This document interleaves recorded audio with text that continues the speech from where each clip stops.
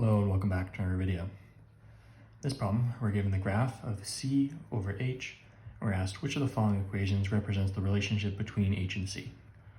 So in finding this equation of the line, it can be helpful to think of it in the traditional terms y equals mx plus b. Except our variables in this problem aren't x and y, we actually have c and h. And c correlates with the y-axis, and h correlates with the x-axis.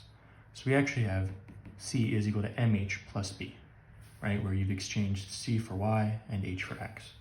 But we're still thinking in terms of m, where m is the slope, and b being the y-intercept.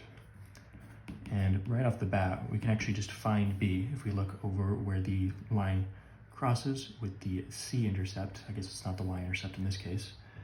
And you'll see our c-intercept is 0, 5. So we just put in a 5 there, and now all we have to do is find the slope. So you find the slope with 2 points. We've already found one, so now we just have to find another. And I think it'll be easiest if we use the endpoint right here, which is 5 and 20. And so our slope is going to be the change in c over the change in h, right, the rise over the run, and that is going to be the change in c is 20 minus 5, and the change in h is 5 minus 0.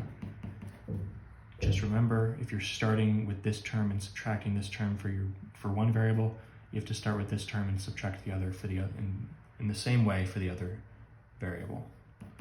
So 20 minus 5 is 15, 5 minus 0 is 5, and 15 divided by 5 is 3. So m, our slope in this case, is 3, so we get c is equal to 3h plus 5, which correlates with c. As always, thank you for liking and subscribing, and I'll see you in the next video.